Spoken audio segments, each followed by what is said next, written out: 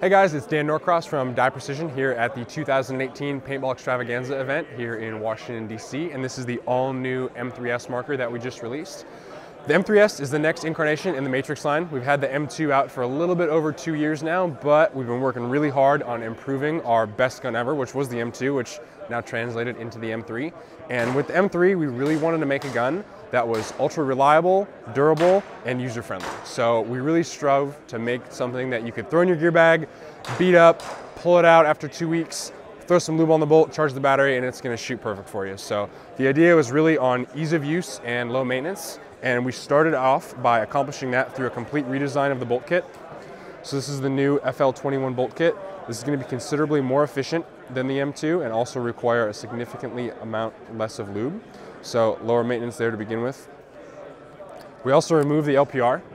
This is the first Matrix ever with no LPR. So with that, you may also find it's a little bit less finicky. The LPRs are great for fine-tuning guns and really dialing in that perfect shot, but we also found that a lot of modern consumers just wanted something that they could pull out of their bag and shoot and not have to worry about adjusting dwell, LPR, anything like that. And they just wanted to pull it out of their bag and have it go. So that's really what we strove for on the M3. The gun is also relatively dwell insensitive, meaning that changing the dwell is going to have very little effect on how the gun shoots.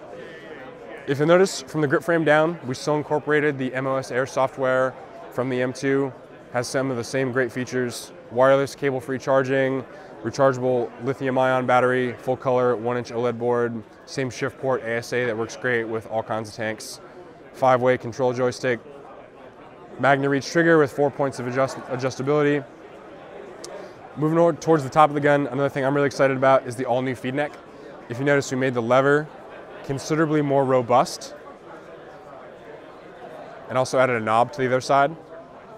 So the feed neck is very easy to use, will fit all different brands of loaders, different sizes of feed necks. So that's a great feature there as well. The regulator inside is completely redesigned as well. So the gun operates at about 115 PSI, making it extremely soft on paint as well as extremely efficient.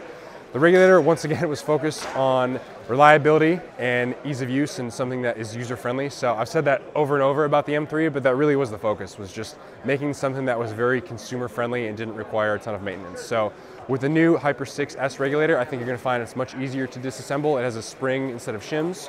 So if before you had problems with shims falling out and weren't always sure about the correct orientation, putting them back in the gun, I think you'll find that the new Hyper 6S is much easier to maintain. Another thing I'm also personally really excited about is the redesign of the ultralight barrel tip. So you'll notice here that we incorporated additional porting into the barrel tip as well as a single port back here and changed the tip. This additional porting changes the harmonics on the ball. So as it flows through the barrel, you're gonna notice a very straight and flat shot opposed to an arc, as well as a little bit slightly different sound signature. With the M3s in the case,